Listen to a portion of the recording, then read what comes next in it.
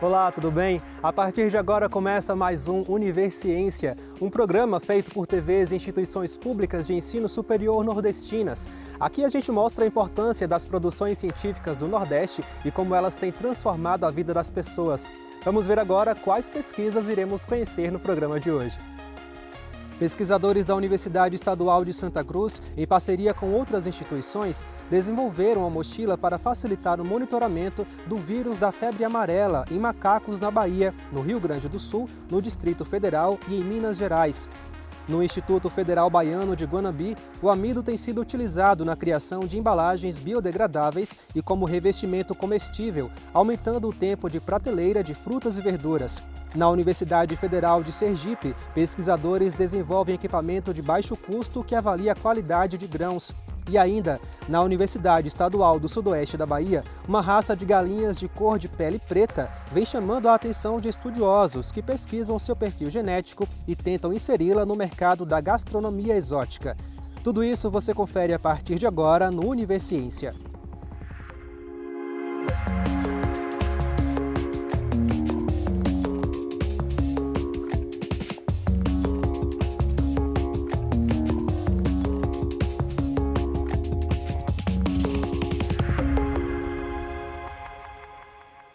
A febre amarela é uma doença que se mantém no ambiente em um ciclo silvestre e é transmitida por mosquitos. Ao ser picado, o macaco adquire o vírus, mas não transmite a doença à espécie humana. Daí a importância deste animal, que serve para sinalizar a presença do vírus em uma região. A fim de coletar o sangue dos bichos, pesquisadores da Universidade Estadual de Santa Cruz, em Ilhéus, desenvolveram uma mochila que facilita a sedação do animal e possibilita a avaliação sem precisar retirar o macaco do seu habitat. Vamos conhecer agora a VetBag e como ela tem ajudado no controle da febre amarela em vários estados do país.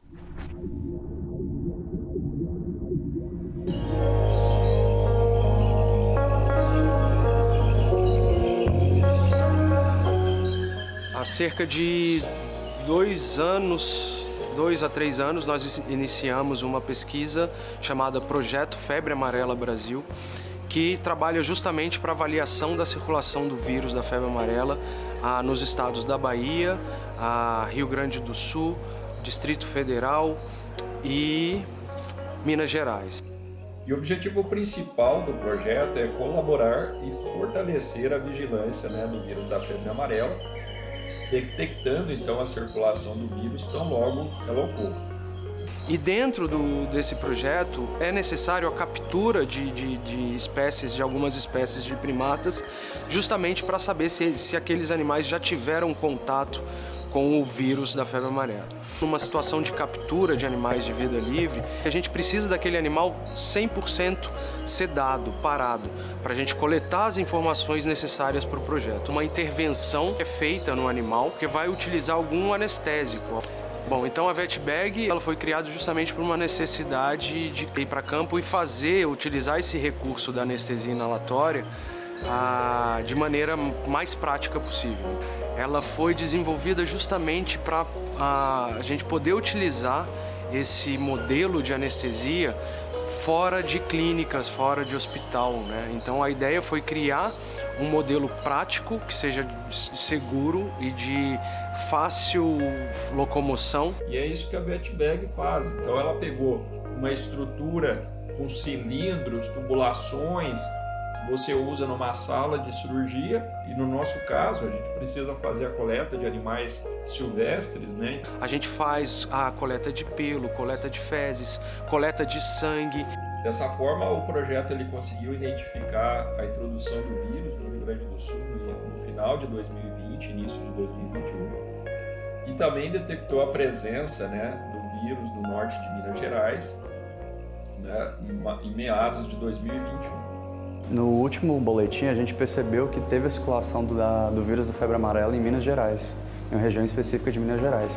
Então, é por isso que o projeto existe, para poder preparar já para aquela região todo o protocolo de prevenção e controle da doença para que não aconteça nenhum surto a nível brasileiro. Porque hoje a gente tem a erradicação da doença urbana, mas a gente tem medo de que a doença de forma silvestre, que ela, em ambientes que nós ainda não estamos, venha para o ambiente urbano e se disperse. E a febre amarela é uma doença que ela não tem cura, embora ela tenha vacina, ela não tem cura. E a taxa de letalidade é em torno de 50%. Então é uma doença muito grave, né? A taxa de vacinação, infelizmente, né, ela está abaixo do ideal. Então a gente tem muitas pessoas não vacinadas para a febre amarela. E aí o risco é isso, né? É você ter a circulação do vírus, né? E aí nesse sentido os primatas não humanos, eles são muito importantes porque eles funcionam como sentinela. Esses animais, eles permitem que nós possamos avaliar se o vírus está circulante ou não em uma região. Então por isso é tão importante o acesso a esses animais e saber se eles estão saudáveis ou não. Então lembre-se que o macaco não tem culpa, ou qualquer animal que estiver doente, ele não tem culpa daquela doença, né? Pelo contrário, nós estamos invadindo os espaços dele. Quando a gente fala de pesquisa com animais, a gente fala de atuar na conservação de espécies, a gente fala na saúde pública, porque, como eu já disse, esses animais podem ser dispersores de doença, podem ser reservatórios. Então, a gente entendendo essa relação, a gente consegue construir uma base aí de saúde única que envolve o meio ambiente, os humanos e os animais como um só.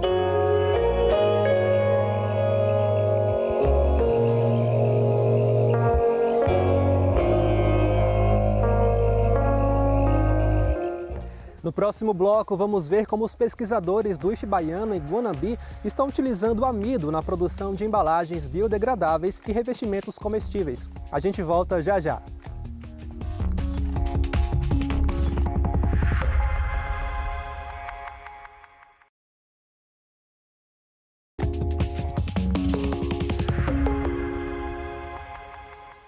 Embalagens plásticas podem durar até 100 anos no meio ambiente, um problema difícil de ser solucionado e que preocupa ambientalistas em todo o mundo.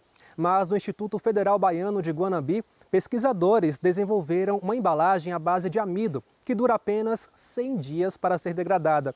E essa mesma base também tem sido usada para revestir frutas e verduras, aumentando o tempo de prateleira desses alimentos tão perecíveis, o que pode diminuir as perdas da produção agrícola. Vamos acompanhar. Eu quis trazer para o nosso campus, para o IF Baiano Campus Guanambi, essa linha de pesquisa, que não era uma linha de pesquisa tão trabalhada, tão pesquisada. Então, a partir de 2017, 2018, eu venho desenvolvendo pesquisas nessa área. Então, a gente tem um projeto macro, tá? Esse projeto macro é o desenvolvimento de filmes biodegradáveis a partir de amido, a partir de proteínas, polissacarídeos que a gente conhece normalmente, e aí nisso eu destrinchei esse projeto.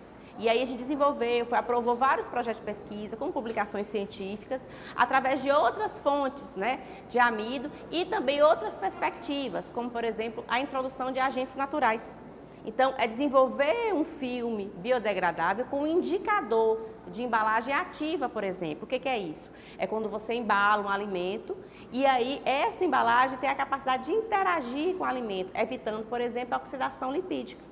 Então, a gente já vem também trabalhando com essa fonte, com esses agentes naturais. E agora com outras perspectivas, outras fontes de amido alternativa, amido de xixá, Ora pronobis, que é uma planta alimentícia não convencional, tentando também testar ela como agente ativo, entre outras coisas. Quando a gente vai estudar, vai ler qualquer revisão de literatura que trata da produção de filmes biodegradáveis, o que a gente vê basicamente na primeira introdução de qualquer artigo científico, qualquer capítulo de livro, é o impacto ambiental gerado ao longo dos anos pelos plásticos convencionais, que o termo que a gente utiliza é esse. Quais são os plásticos convencionais? Oriundos de petróleo.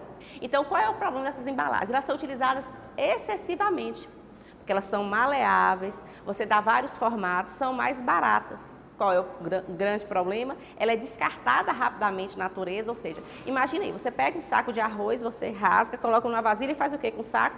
Joga no lixo. Então, você deposita essa embalagem em grande quantidade no meio ambiente. Então, qual é a principal vantagem? É a questão de você ter uma embalagem com as características muito próximas, que a gente não tem como ainda mensurar até que ponto você vai conseguir substituir totalmente, mas substituir ao menos parcialmente essas embalagens convencionais por esses filmes biodegradáveis que eles têm uma vida uma decomposição, um tempo de decomposição muito menor, Ou seja, 100 dias, por exemplo. 100 dias você consegue degradar uma embalagem desse tipo. O amido, quando você produz filme, ele gera um amido, a gente chama de amido termoplástico, um amido que tem as características pobres, é o termo que a gente utiliza também, né? Então, do ponto de vista mecânico e do ponto de vista de permeabilidade ao vapor de água, ele tem uma qualidade muito inferior. Mas aí, a nossa boa e velha tecnologia de alimentos e ciência de alimentos buscou alternativas para melhorar o que a gente chama de reforço. Então, é você misturar duas fontes diferentes, por exemplo, amido e gelatina. Então, é uma forma de você compensar. Então, enquanto uma tem uma propriedade ruim, a outra vem e compensa. Qualquer amido, você quer, eu quero caroço da manga, tem amido, por exemplo, tem amido no caroço da manga. Então, o amido ele é solúvel em água. Se ele é solúvel em água, para você extrair ele, você precisa adicionar o quê?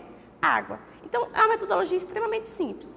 Triturou, adicionou água em quantidades excessivas. E aí vai acontecer o quê? Uma diferença de densidade, tá? Então vai ocorrer um processo de decantação. O amido tende a ficar na parte inferior, a água na parte superior, é retirada aquela água sobrenadante que a gente utiliza e a gente coloca para secar. Aí você vai ter o amido. Isso eu estou falando se a gente for fazer isso em escala laboratorial. Obviamente, grandes indústrias extraem amido, mas com essa mesma metodologia, ou com esse mesmo fluxograma. Metodologia não, com esse mesmo fluxograma, mas em proporções muito maiores. Aqui a gente tem o exemplo na prática da aplicação do revestimento. Então, aqui a gente tem a aplicação do revestimento num período de 5 dias.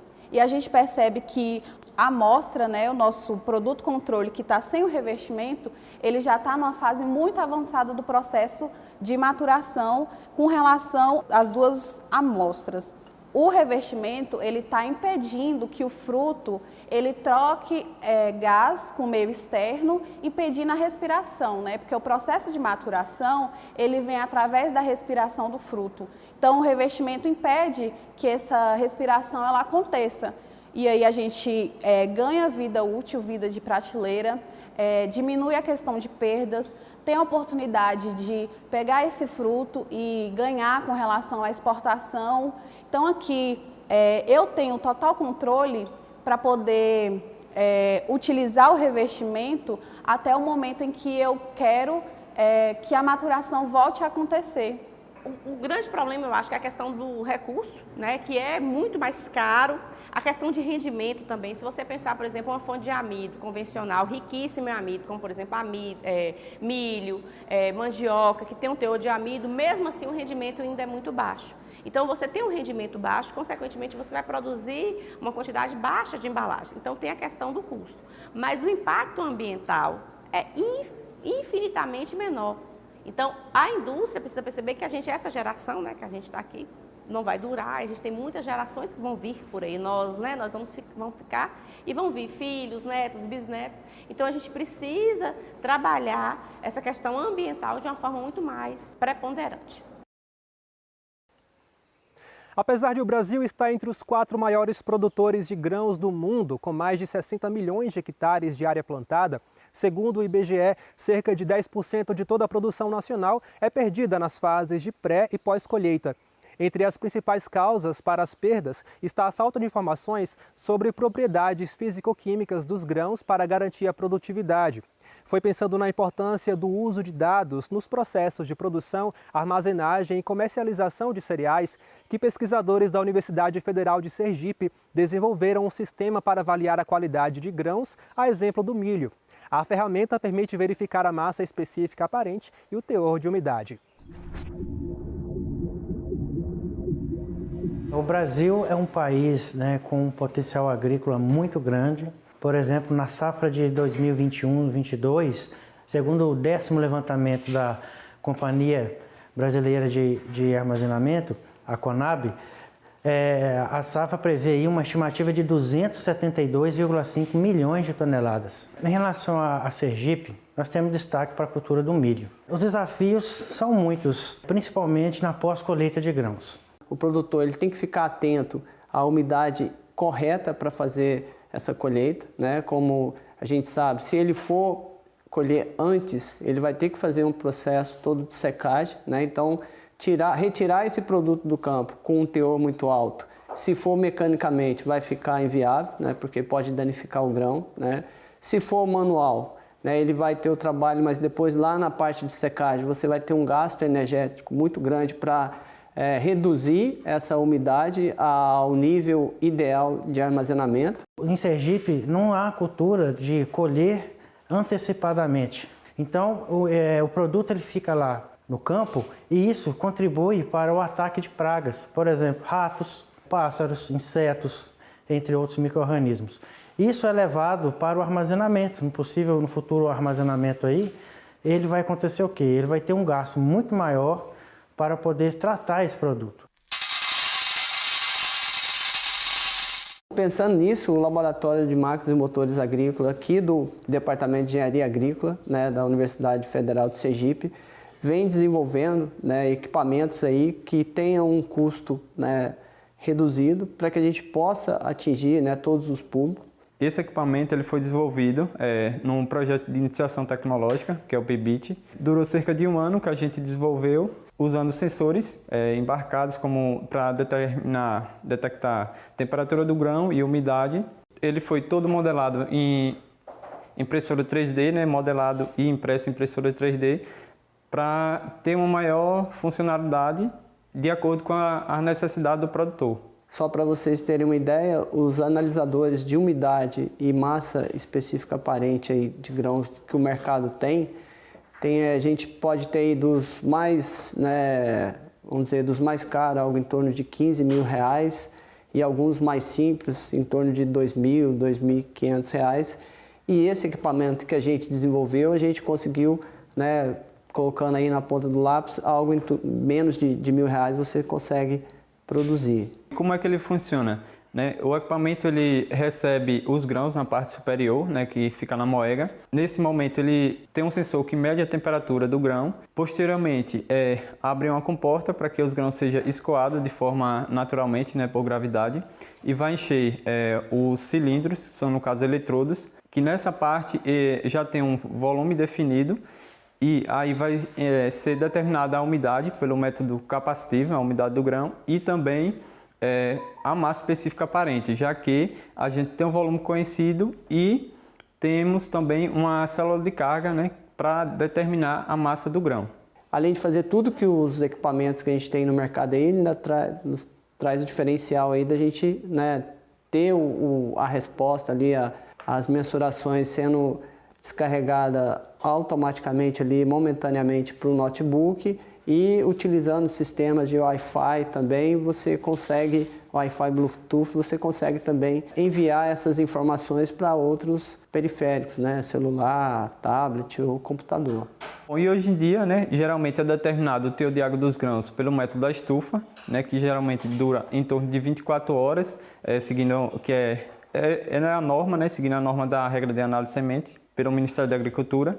E o nosso equipamento ele consegue determinar essas propriedades em pouco tempo, em menos de 1 minuto, em torno de 40 segundos, né, otimizando o tempo e dá todas essas propriedades, tanto a massa específica aparente como o teor de água dos grãos. E nesse sentido, né, as nossas pesquisas aqui, elas vêm buscando, né, sempre o caminho aí do novo que a gente tem, né, na agricultura 4.0 ou agricultura digital. E também tem um lado social, né, já que a gente está desempenhando aí, né, desenvolvendo produtos, né, que possa levar essa tecnologia, que possa inserir, né, tanto o pequeno como o médio produtor também nesse contexto, né, que é tão atual aí.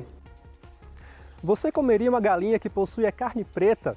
A iguaria tem sido produzida em Itapetinga por meio de pesquisadores da Universidade Estadual do Sudoeste da Bahia. E a gente confere mais desse estudo logo depois do intervalo.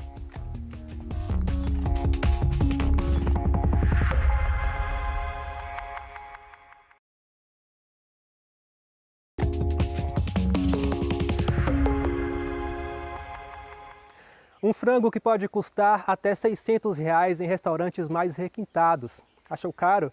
É que estamos falando de uma carne especial.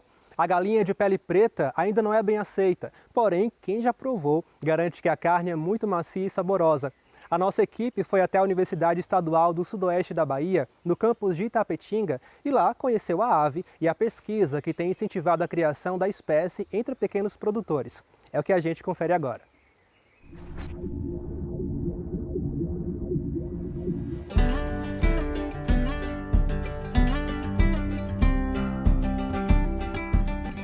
Na avicultura aqui da UESB, nós trabalhamos com recursos genéticos, então nós temos várias raças, todas retiradas dos quintais da região, Sudoeste, Extremo Sul, Chapada Diamantina e Sul da Bahia. Por quê? Esses quintais já têm uma tradição secular de criar aves. Só que a riqueza genética é tão grande desse material que a gente desconhece. E aqui a gente tenta resgatar, conhecer todo esse material que eles têm. E aí, surpreendentemente, num plantel aleatório que a gente tinha, começou a aparecer aves de carne negra, que não é algo tão estranho nos quintais baianos. E a gente conversando, as pessoas dizem, já nasceu no meu quintal, mas eu matei logo. Não tem nada de diferente a não ser a carne negra, que é um pigmento chamado fibra melanose, oriundo de raças asiáticas. E aqui a gente conseguiu selecionar esse material e hoje a gente tem um plantel de uma ave que é excelente de postura. Fenotipicamente o aspecto dela é muito atraente, ela é bonitinha, tem uma peruquinha na cabeça, mas o mais interessante é que todas as vísceras e a pele e a carne é negra ou enegrecida. É um valor exótico para alguém que quer consumir um produto diferenciado.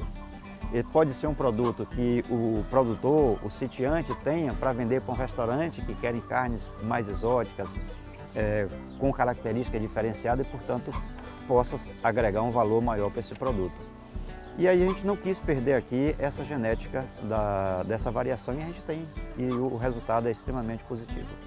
Essa raça nós chamamos de carne negra como forma de identificação desse material genético. Nós estamos fazendo um trabalho agora com análise sensorial, que é fazer com que as pessoas experimentem. Além disso, nós distribuímos já essas aves para alguns chefes de cozinha para que eles pudessem trabalhar e nos dar uma resposta positiva. E isso já aconteceu. O outro, que faz parte da pesquisa, nós distribuímos 85 aves para cada pessoa e ele responde no questionário via Google para a gente a forma como ele faz em casa. 80% foi positivo. Tem uma questão cultural que a pessoa não visualiza de forma ainda positiva uma galinha que você abre e ela é toda enegrecida. Porque não é vermelha, ela é negra. As vísceras são negras. Coração, pulmão, fígado, é muito estranho. É uma coisa diferente. Então, algumas pessoas, quando visualizam, logo associam ao urubu. Nossa, isso não é galinha, isso é bobagem. É apenas um pigmento. O sabor é o mesmo de uma galinha caipira. A aceitação vai depender da forma que a pessoa faça em casa, no tempero que ela está acostumada a fazer. A diferença é só a cor. Algumas pessoas receberam essas aves, alguns chefes de cozinha, e ficaram extremamente interessados em trabalhar com esse produto, assim como alguns risotes também já deram um resultado positivo nisso. Agora é a gente poder corrigir algumas coisas que precisa na caracterização genética desse material e já colocar a mão do produtor, como a gente já faz com as outras raças aqui. É uma ave mais resistente, você vê que nós estamos aqui hoje a 39 graus, elas estão ali comendo, bebendo, tranquila. Tem essa resistência, isso é positivo, mas o restante é igual a qualquer outra galinha tipo caipira, não tem diferença nenhuma, absoluta, e são muito boas poedeiras. Hoje esse material nosso, considerando uma raça tipo caipira, elas têm uma capacidade de 180 a 200 ovos ano. O franguinho pode ser abatido entre 70 e 80 dias, próximo a 2 quilos. Ela é um pouco menor do que o material caipira para corte. E isso é interessante para atender a demanda que a gente pretende dos restaurantes em colocar à disposição um frango para que a pessoa possa chegar lá, 1 a 2 pessoas comer um produto diferenciado com esse valor chamado exótico. O pequeno produtor é muito interessante porque ele tem à disposição material genético regionalizado e que ele vai usar as práticas que ele já conhece na produção de aves, sendo que essa ave pode ter um valor agregado muito superior em relação às outras, porque ela traz essa característica que agrega valor ao mercado que vai consumi-la. Então ele pode ter um rendimento bem satisfatório, bem maior. E as nossas aves, todas elas tiveram várias origens, Península Ibérica, África e Ásia durante o processo de colonização. O material que nós temos de um modo geral, oriundo de fora. No século XX se importou muita raça no Brasil. Então, o que potencializa nos nossos quintais hoje é o resultado disso. Então, são aves brasileiras, aves adaptadas às nossas condições edafoclimáticas e com um potencial muito interessante. Qualquer uma das pessoas que tem interesse em produzir o nosso material genético, a gente já trabalha no Quilombo, em Ribeirão do Largo. Nós já temos vários quintais produtivos em toda a região do Sudoeste, de Bom Jesus da Lapa até a região sul, até Ilhéus, tudo oriundo já desse material que a gente desenvolve aqui na UESB. Basta a pessoa entrar em contato com a gente, vem fazer uma visita, a gente conversa para saber realmente qual é o interesse dela. E a universidade serve para isso, está de portas abertas para colocar esse material à disposição do produtor. E a universidade precisa estar inserida na sua região. E a UESB eu acho que faz isso com bastante clareza.